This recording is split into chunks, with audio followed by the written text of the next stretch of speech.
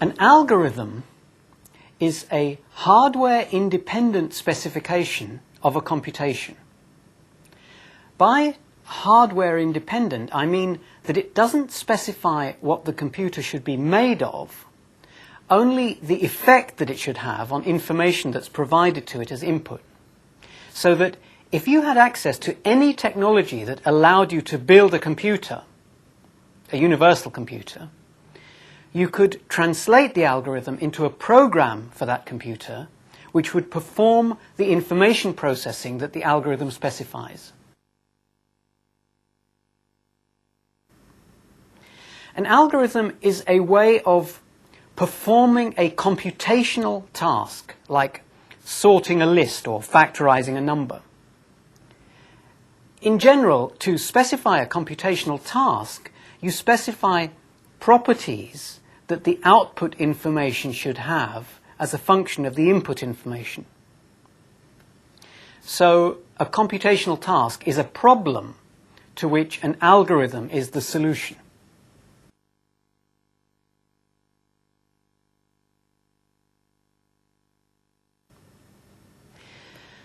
The algorithm that I'm going to describe today is probably the simplest of all quantum algorithms. So, I'll first describe the problem that it solves. You're given a black box containing a computer that's dedicated to computing a particular function f using reversible classical computation. It operates coherently, though, because part of our task is going to be to use this black box as a component in a quantum computational network. You're not allowed to look inside the box. All you're allowed to do is feed qubits into it at one end and then retrieve them at the other end after a fixed time that's independent of the input. Such a box is known as an oracle. The idea of having an oracle in the specification of a computational task is a trick much beloved by complexity theorists, both classical and quantum, because it can greatly simplify the analysis of algorithms. That's because often looking inside the oracle doesn't help you to perform the task, yet it's quite hard to prove that it doesn't. Why that's so often the case is quite a deep question. It's beyond the scope of these lectures, but I'll explain why it's plausible in this case in a moment. Okay, the oracle in this problem computes a Boolean function f with one Boolean parameter. That is to say, f maps the set containing -1 and 1 to itself. Since the oracle performs a reversible computation, it can't just do this, x to f of x.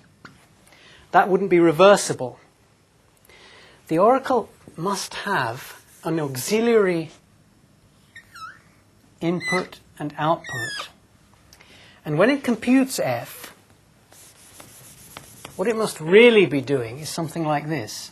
X and y goes to x and y f of x.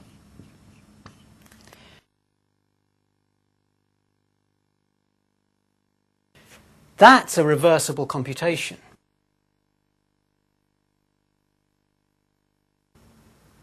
And if you want to use the oracle to compute f of x, then you just have to make sure that y is initialized to the value +1.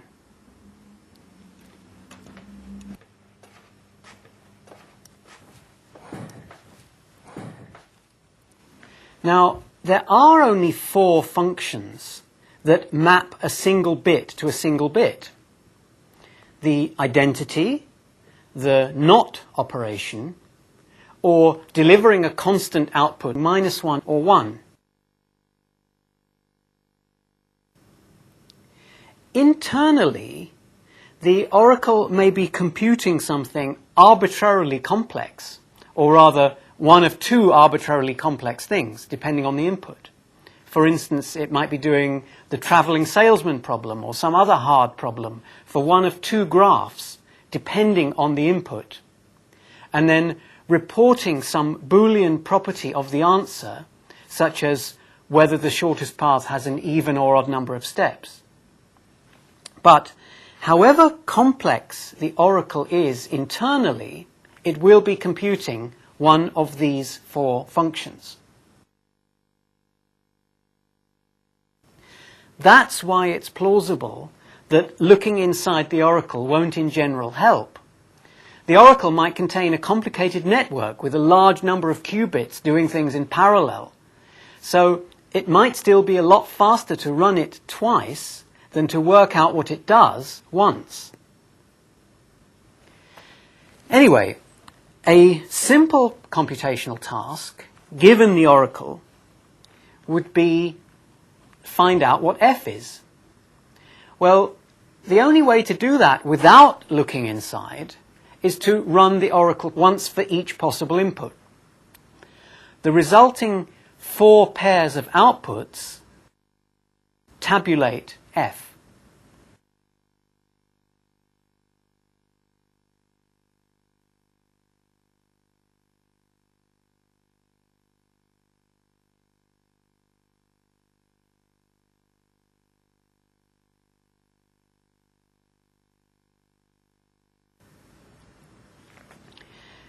Is it possible to perform that task using only one run of the oracle? Well, we can prove that it isn't. If you're only allowed to run the oracle once, then whatever else you do, you'll have to pick a particular pair of values for its inputs x and y. And you'll get output values x, which you already knew, and y f of x. Only the second of those two outputs even depends on f, so that can't fully specify what f is, because f can be one of four different functions. And it turns out that that is true in the quantum case too. You can't work out what f is without invoking the oracle twice. So quantum computation doesn't help with that task, which illustrates the general fact that quantum computation doesn't speed up all computational tasks, only some of them. And that's one reason why quantum complexity theory is fundamentally different from classical complexity theory. Anyway, the problem that we are going to solve with a quantum algorithm is not to find out what f is, but to determine a property of f. Specifically, whether f of 1 equals f of minus 1 or not. Or more concisely, the task is to compute the product, f of 1, f of minus 1, without looking inside the oracle.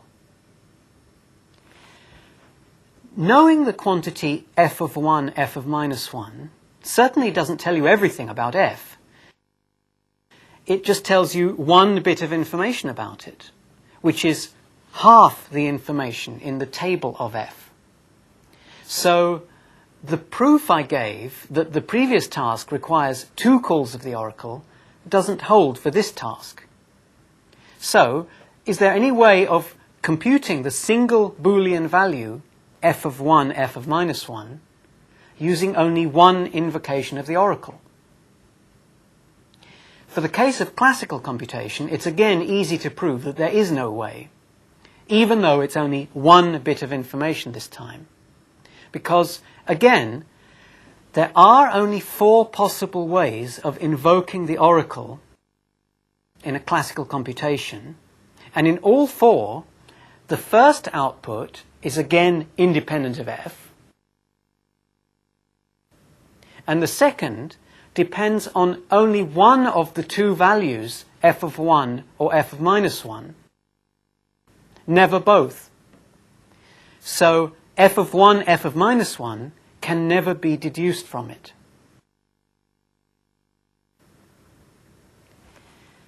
Here's a classical network that finds the answer using two instances of the oracle. This is a controlled NOT gate, which we're using in its capacity as an exclusive OR gate.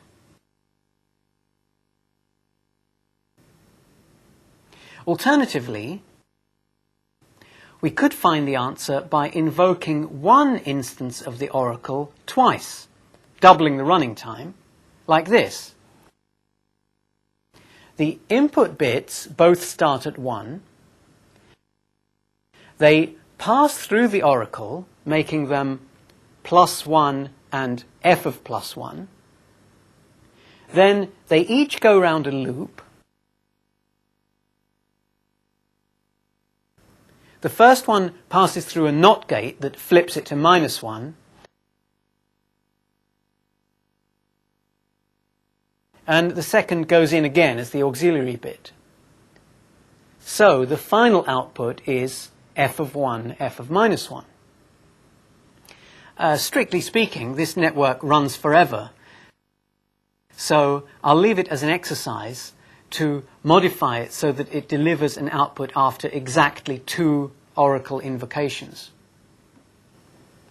What the quantum algorithm does, in short, is that it uses only one instance of the oracle, and it invokes it only once, but it invokes it with a different input in different universes, which means that the oracle performs different computations in different universes, yielding potentially different outputs. And the single qubit that holds those two outputs in different universes combines them in an interference phenomenon. It exclusive ORs them. A bit like this, except that the invocations of the oracle occur in different universes.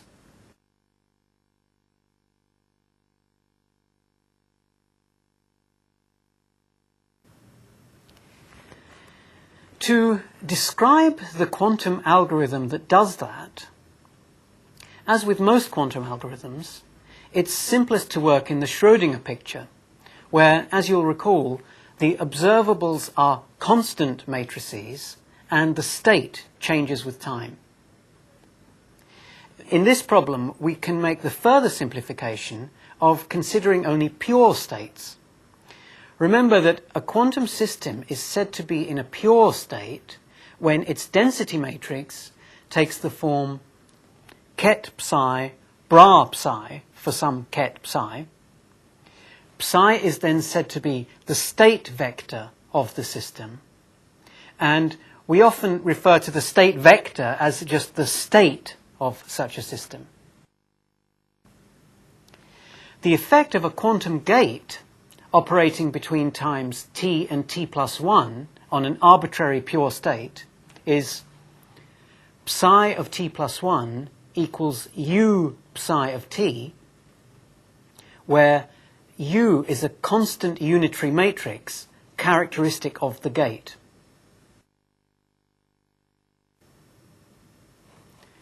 Like the reversible classical algorithms for performing this task, this algorithm involves 2 qubits, and that's not counting whatever qubits might be inside the oracle.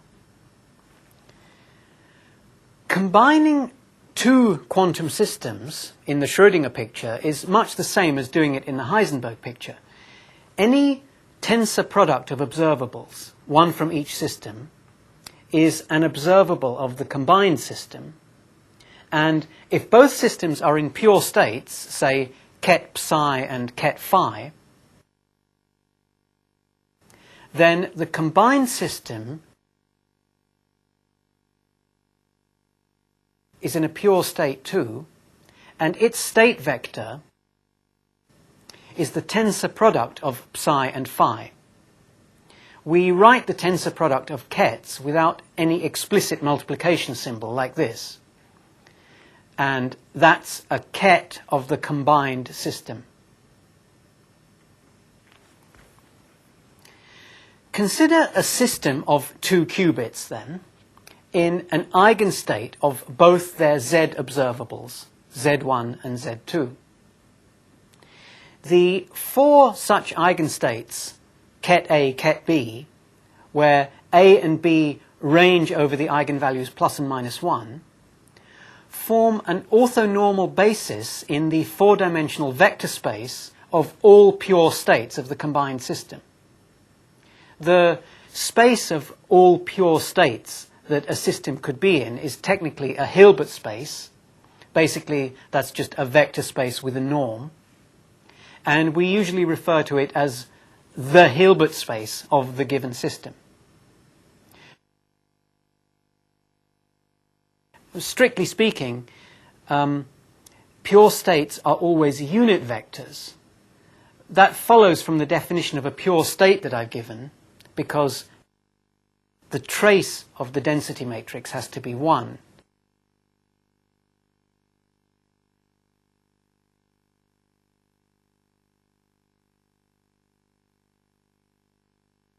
But it's no big deal.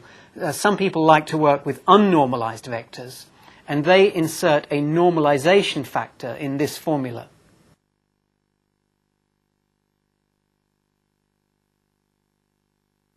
So unnormalized kets are usually called states too, and eigenvectors of observables are called eigenstates.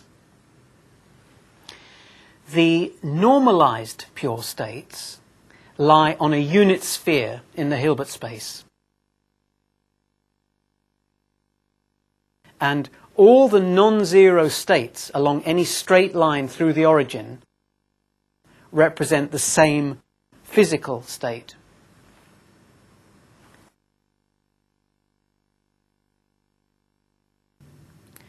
When working with pure states, we usually pick a fixed basis in the system's Hilbert space and express the evolving state of the system as a linear combination with time-varying coefficients, time-varying complex coefficients of those basis states. A linear combination of states is called a superposition. In quantum computation, we call whatever basis we choose for doing that the computation basis. We can choose any basis as the computation basis, but usually some choices are more convenient than others. Usually the most convenient one is determined by the classical operations that form part of the computation. I'll explain. In a classical computer, the state of the computation at each step is specified by the sharp values of a set of observables, the computational variables.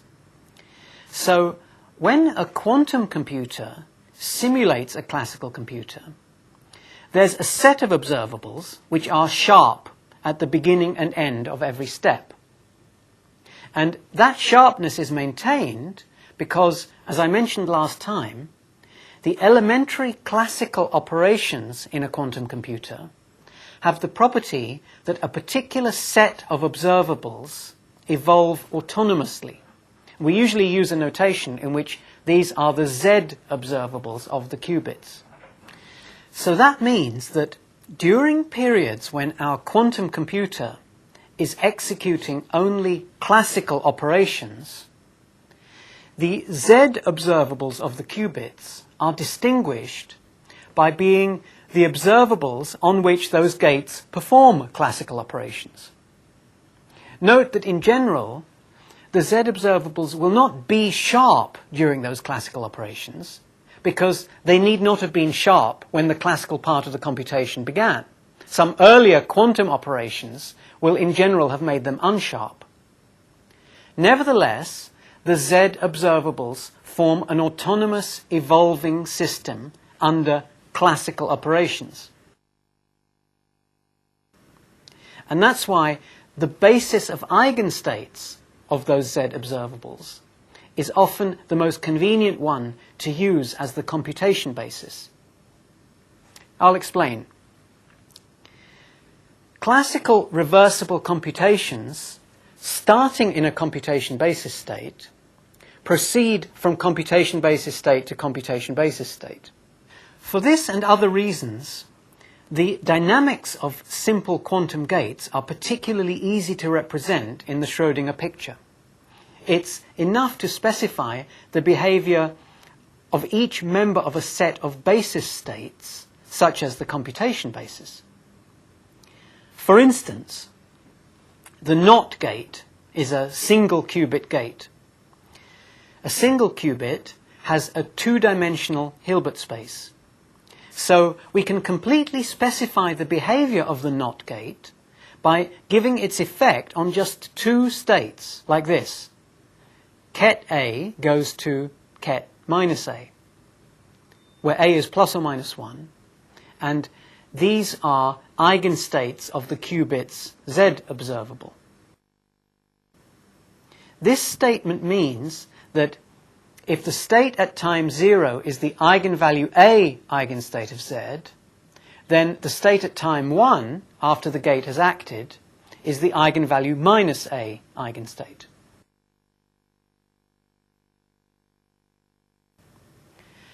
Compare that with the description of the NOT gate in the Heisenberg picture, and you begin to see why the Schrödinger picture is preferred for most calculations in the quantum theory of computation.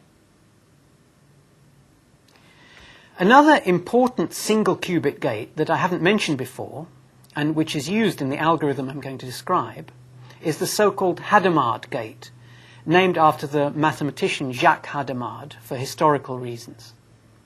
It has this effect. Ket 1 goes to 1 over root 2 ket 1 plus ket minus 1, and ket minus 1 goes to 1 over root 2 ket 1 minus ket minus 1.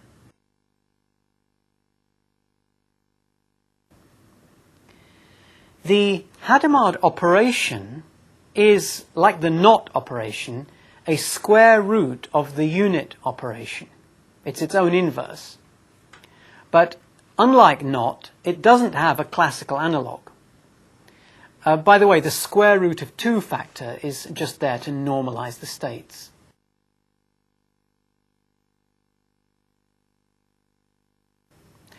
Now, here's the definition of the controlled NOT gate in the Schrödinger picture. Look how simple it is.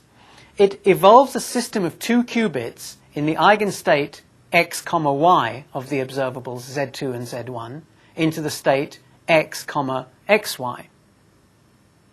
The ket x, y is just another way of writing the tensor product ket x, ket y. And again, compare this with the Heisenberg picture definition of the controlled NOT gate.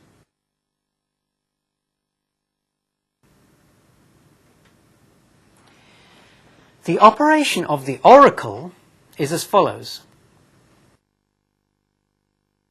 Ket xy goes to ket x, y f of x.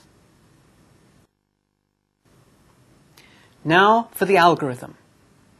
Our 2 qubits start in the state where they're both sharp with the value plus 1. We could think of that as the blank state of our 2 qubit computer memory. By the way, when analyzing algorithms in general, the algorithm should always start with a state where all the qubits that are not given as part of the task are blank. That way, your analysis will automatically account for the resources required for any other initialization that you might want to do. The quantum network that solves our problem contains a NOT gate, 3 Hadamard gates, and the oracle.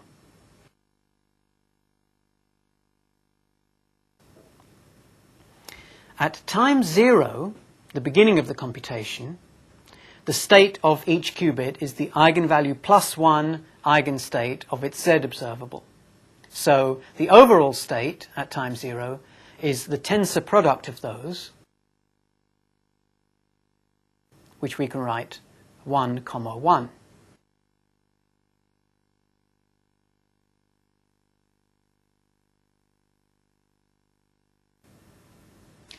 Then the second qubit encounters a NOT gate, which flips its Z observable to -1.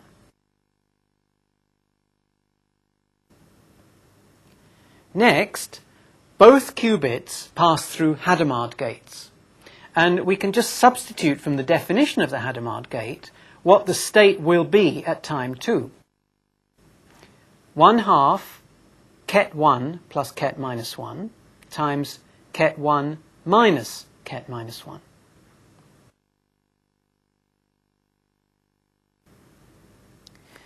Then the oracle acts on the qubits once, but neither of the Z observables in the input is now sharp. So we're presenting the oracle with 4 different inputs in different universes.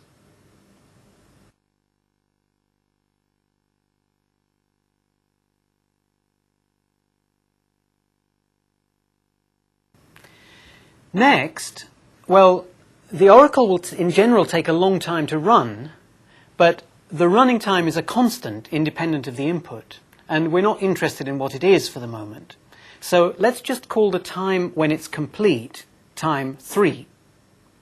And again, we can fill in what psi of 3 will be.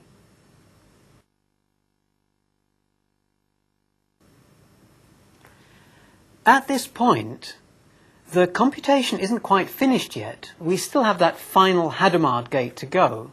But let's just look at this state. Suppose that f of 1 does equal f of minus 1. So we can call them both f. Then the state at time 3 will take this form, which factorizes into a tensor product. So we see that the qubits are still individually in pure states, and the first qubit is in a state proportional to ket 1 plus ket minus 1. Okay, that's if f of 1 equals f of minus 1. If they're unequal, then f of 1 must equal minus f of minus 1, which we can call f again.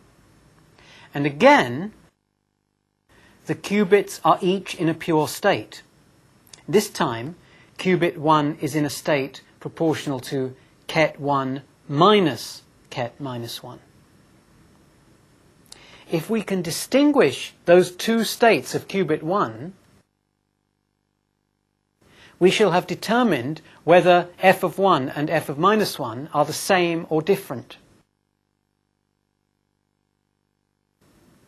And that's just what the final Hadamard gate does, because Hadamard acting on 1 over root 2 ket 1 plus ket minus 1 is ket 1, and Hadamard acting on 1 over root 2 ket 1 minus ket minus 1 is ket minus 1. And we can summarize that as, at time 4, the state is proportional to ket f of 1, f of minus 1 times some state of qubit number 2. So the Z observable of qubit 1 now contains information that depends logically on the outcomes of the computations of both f of 1 and f of minus 1. And it's sharp.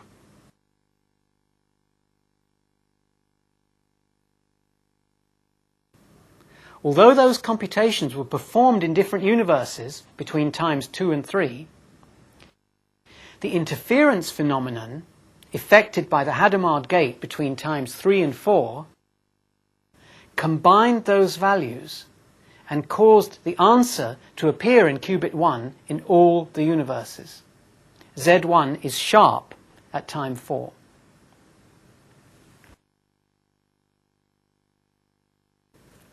The problem solved by this algorithm has come to be known as the Deutsch problem, and the algorithm I've just described is known as the Deutsch algorithm. I should say that that gives me slightly too much credit. The algorithm that I originally proposed was somewhat less elegant and significantly less powerful than this one. I refer you to the worked examples to see in what way it was less powerful. The version I've shown you was published in 1998 by Richard Cleave, Arthur Eckert, Chiara Machiavello, and Mike Mosca. The way this algorithm works is typical of how quantum algorithms work in general, at least typical of those that have been discovered so far. Namely, we start out with the state of the system being an element of the computational basis. That is to say, we prepare the Z observables with particular initial values. And the first thing we do is unsharpen those observables so that they contain many possible values, in our case, all 4 possible values.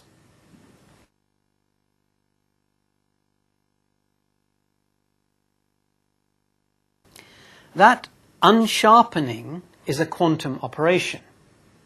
Then we perform a classical reversible computation using coherent quantum components. In our case, that's the computation of F by the oracle. But this computation is being done with different inputs in different universes, giving different outputs too, and then these outputs are somehow combined using another quantum operation, which gives a sharp answer in this case, and more generally, as sharp as possible an answer as the output. And that means that these computations are interference phenomena. Observables which are sharp become unsharp and then sharp again. An algorithm which performs multiple classical computations on unsharp inputs and then combines them is said to be using quantum parallelism. That's because, as I've shown, the process is reminiscent of classical parallel computation, with the difference that you don't need a second copy of the oracle. You use the parallel universe counterparts of the one you're given. Okay, so by using this quantum algorithm, we've gained a factor of 2 in speed. But the real significance of the existence of this algorithm is not its speed, it's the fact of being able to manage with just one evaluation of F to obtain information that depends logically on both values. It's the fact that during that function evaluation, something is going on that cannot be analyzed as a sequence of states in which each computational observable has a single value. This is the characteristic of this new mode of information processing, which is not the implementation of any classical algorithm, and performs a task that no classical algorithm can perform. The ability to perform this particular task is unlikely to have any practical application, though. Well, in some very contrived circumstances it just might. Say you have a time limit by which you have to perform a very important computation that consists of evaluating f of 1, f of minus 1 for some complex algorithm f. As I said, the real significance is theoretical. But next time, I'll describe an amazing quantum algorithm, again using quantum parallelism, that is both theoretically interesting and likely to be useful in a wide range of practical applications.